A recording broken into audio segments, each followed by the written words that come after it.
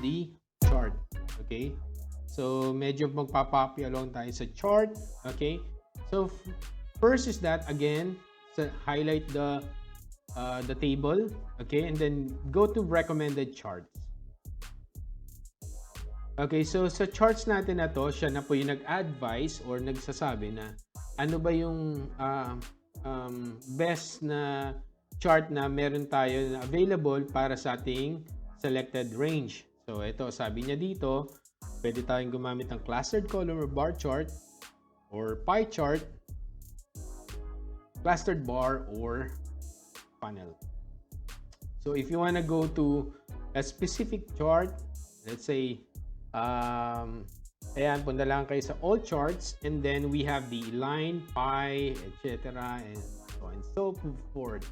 So let's say gusto mong ito gamitin natin. Ayan. And just select that one and then click OK. Ayan na po siya.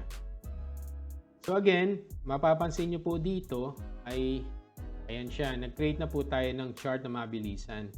Okay, so mapapansin nyo, available again yung ating contextual tab na chart tools, and we have two sections, design and then the format. Okay, so we'll proceed with the design first. Sa design, ang magagawa po natin, meron tayo dito add a chart element. So, yan, nandito na po lahat ng ating details ng mga elements, like for example, may axis, titles, chart titles, and so on and so forth. So, maybe what we can do is just to add data labels. Ito yung pinaka-common kasi natin. So, mapapansin nyo from our data, ayan, wala po tayong data labels, right? So, pwede kayong pumunta dito sa chart tools, add chart, and then data labels, and then mag-select ka lang kung saan mo gusto ilagay yung data labels mo. It could be from outside end, ayan, ilagay nyo na. Or data callout, ayan, meron tayong ganyan. Or inside end base. So, depende pa rin po sa version po ng ating Excel. Possible na itong data callout, wala po dun sa mga lower version ng ating Excel.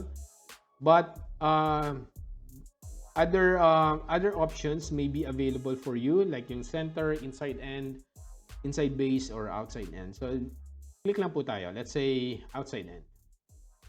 Ayan na siya. Right? So, let's say for example, gusto nating i-move ang ating, ayan, para may idea lang po kayo kung anong chart element yung tinutukoy natin. So, let's say pag hinover nyo po yung ating mouse pointer sa specific area ng ating chart, mapapansin nyo na nakalagay na chart title. So, we are pointing to a chart title. So, let's say here, what's that? It mentioned here about data label. So, alam na natin for sure na this is data label. Okay?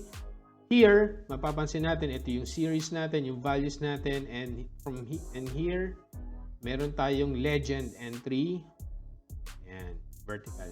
So, kung gusto mo lang pumunta direct doon sa specific chart element, all you have to do is just to go in here and then try nyo lang pong palitan. Okay?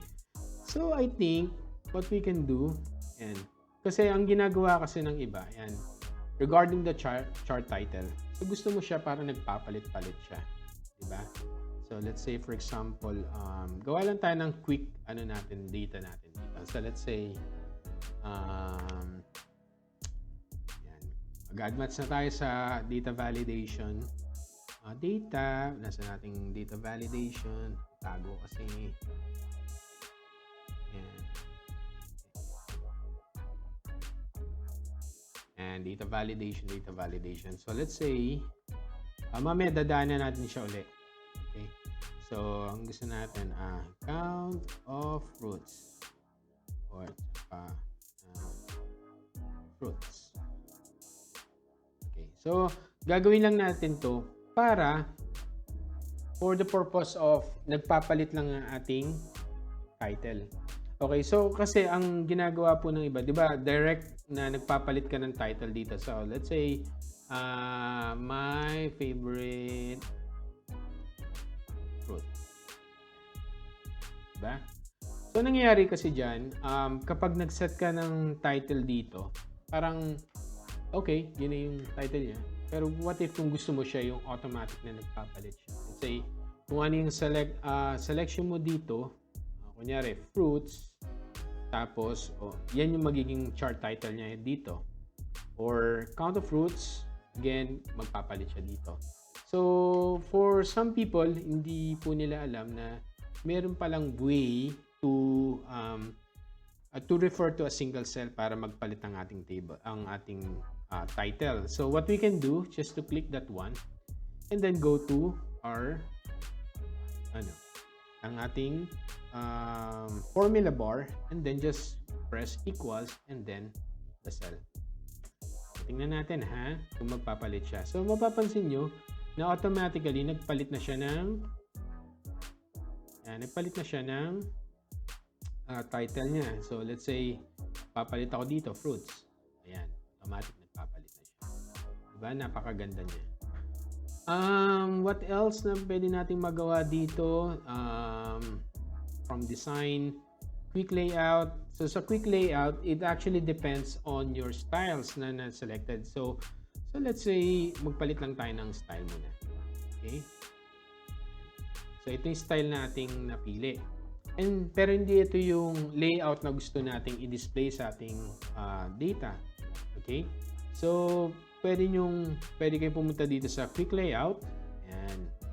Papalit na siya. Kung gusto mo kasama yung ating date table, ayan, for ganitong format, ayan. But then again, ito ay mga predefined layouts. Yung parang, ito kasi yung mga commonly used na mga layouts na ginagawa ng iba. Pero, of course, if you want to customize it, pwede nating magawa siya. So, paano siya gagawa? So, again, kung gusto mong palitan is about yung ating vertical values natin, or data series natin, all you have to do just to go there, format data series, right-click, then format data series, and then here pwede ka na magpalit. So pwede mong palitan yung color. We're referring to that blue one, diba? Kung gusto mo siyang palitan na maging red, for example, ayan, magiging red na siya. Ayan. Or gusto mo siyang lagyan ng border, ayan, solid line. Kung gusto mong magkaroon ng border na puti, for example. So, depende sa setup na gusto mong gawin. And if you want to put some shadows on it, pwedeng mo siya magawa. Okay, so go to format data series, and then may shadows tayo dyan. And then explore nyo lang po dyan. And then itong overlap, ito medyo siya, kung mapapansin nyo, so overlap natin is nasa 40%. Try natin yung tsura niya. Pag malayo, the more you close to it, para siya nag-merge.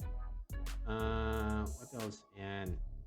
So, ito yung sa series overlap natin. So, remember, diba sabi ko kanina, sa quick layout natin, meron mga predefined na layouts na available for you. But if you want to make some changes on it, all you have to do is just to go to a specific element, right-click on it, and then kung you are referring to a data series, just right-click and click that data series.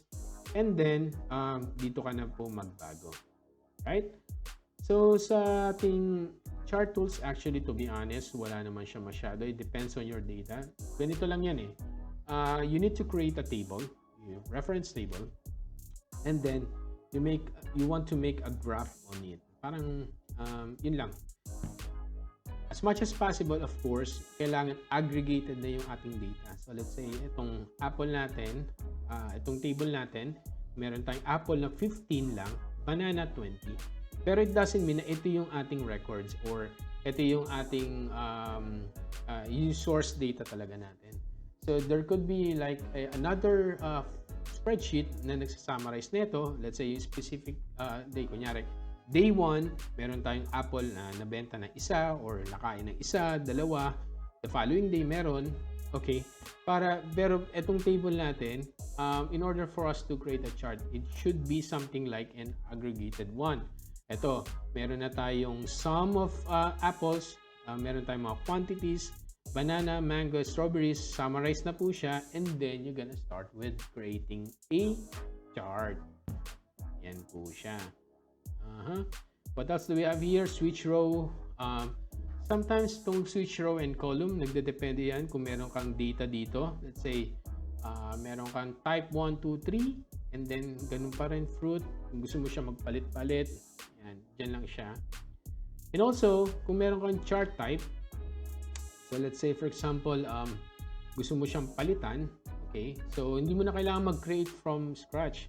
All you have to do is just to go to Chart Tools, Design, Chart Type, and then select a new one. So let's say gusto mo maging pie chart, bar chart, or clustered bar, or ano ba available natin? Histogram. It depends on your data kung meron tayo waterfall, pero hindi applicable yan. So sa data natin, pwede lang is pie and then column. Okay, so let's say ito. Okay, so I think let's try to explore what if kung gusto natin palitan. Let's say napaisip lang ako kasi just recently gumawa ko ng chart na parang customize yung ano niya, yung itsura niya. So hindi siya yung parang ganito. Okay, so try lang natin baka mag-work. Okay, so let's say we have so yun, play tayo ng bagong date.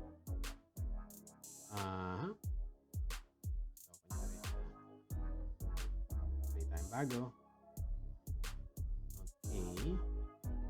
So ang gagawin po natin is customize chart. Okay, ano bang pwede nating example? So kunyari okay. Country. Tapos employment rate. Okay, so kunyari Canada, Australia, New Zealand, and Philippines. So let's say employment rate natin is sa Canada is nasa 91%, which is pretty high. Or sa Australia natin is 85%. New Zealand natin is about so let's say for example sa Philippines we have around employment rate natin siguro nasa 95%. So gagawa tayo ng isang chart na magbabago yung itsura niya. Okay, so let's say insert and then recommended chart. Siguro ito gawin natin. Then ang papalitan natin ay say format data series. Okay, format data series. So maglalagay tayo ng mag-insert tayo ng bilog. Insert illustration, shape,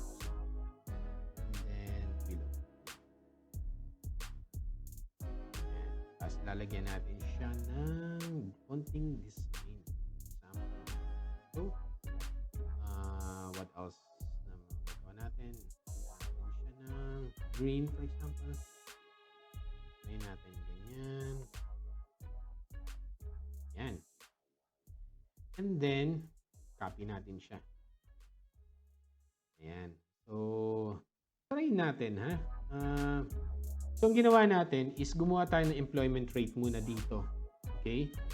Ang purpose natin is instead of bar graph, ang gagawin natin is ipapasok natin itong bilog dito. So, may bilog-bilog siya dito. Okay? So, magko-customize lang tayo ng konti kasi itong chart medyo kaya natin explore to So, magdadagdag lang tayo dito. So, ayan. So, nakaselect ako kay format data series. Punta ako sa picture or texture, and then meron ditong clipboard. Okay? So mapapansin nyo, nagpalit na siya. Right? Pero, papalitan natin siya into stock and scale width. Hindi siya 1.1. Hindi natin siya ganito. So kung mapapansin mo, nagkaroon siya ng ganito itsura niya. Okay? So, ang mangyayari dyan is, ito, we know for a fact that Canada is at 91% na po. And then 85% Australia, and so on and so forth. So, dadagdag tayo dito ng another 100%. Nangyari, all. Nangyari. Then 100%. Apply natin. So, ang gusto natin mangyari is makita natin mga bilog na yan. Diba?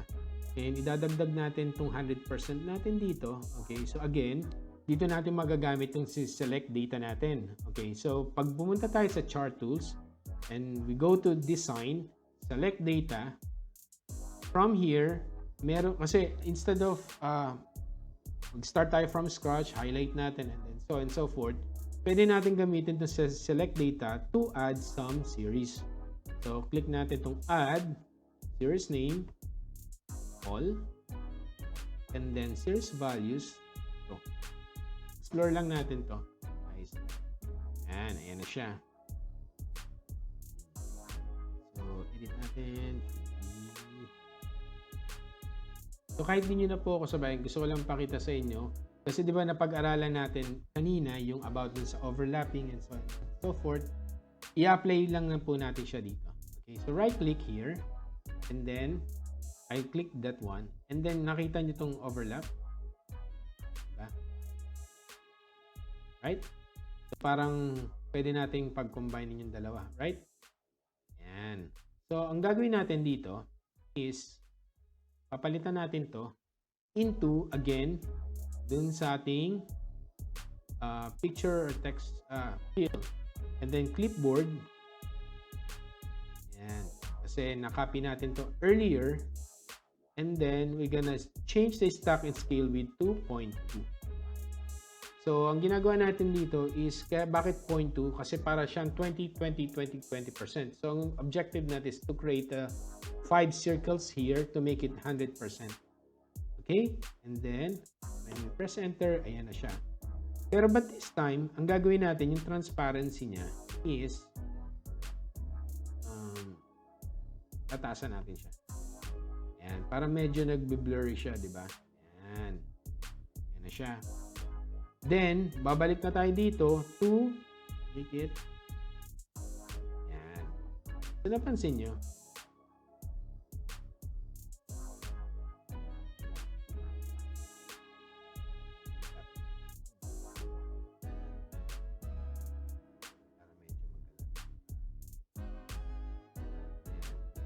So, napansin nyo, guys?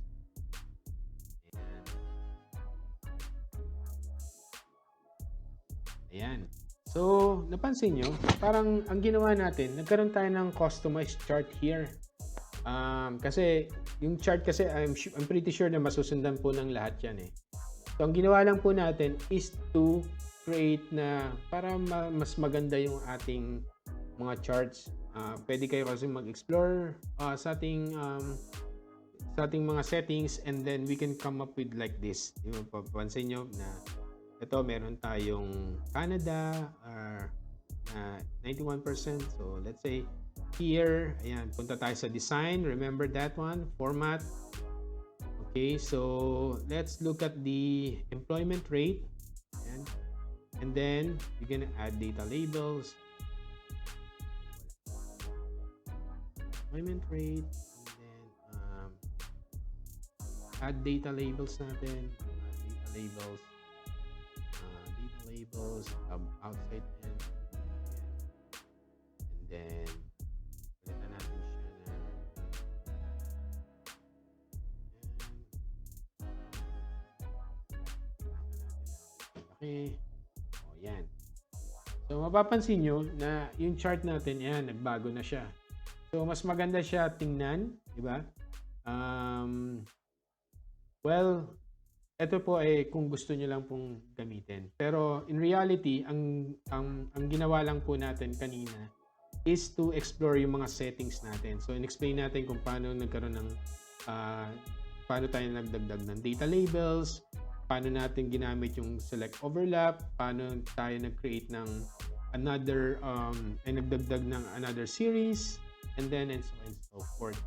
So for now, ito lang po yung matuturo natin sa chart. I'm pretty sure na masusundan nyo na po yan pag in-explore nyo lang. Again, ang kailangan nyo lang tutukan itong design and then ang format, and the rest, I'm pretty sure na magagawa nyo lang po yan. So again, if you have some question regarding the regarding charts, let's say balik lang po tayo sa ating balik lang po tayo sa ating Ob Studio. Do you have any questions?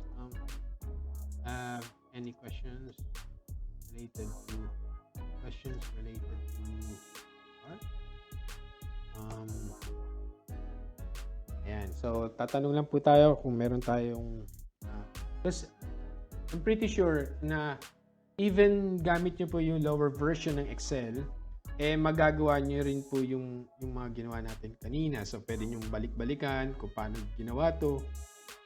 And then, yan. So, one thing na gusto ko palang ma-share sa inyo, ito kasi baka hindi alam ng iba po, itong move chart. Okay? Kasi, meron kasi tayong dalawang klase ng chart. Okay? So, sir, ayan. So, itong ginagawa po natin, yung pinaka-normal na ginagawa ng lahat is embedded chart. Ito yung tinatawag natin na pag nag-create ka ng table and then nagpasok ka ng chart, yan, ito yung embedded chart. Pero, what you can actually do is that pwede kang mag-create ng another sheet na specific lang to that chart.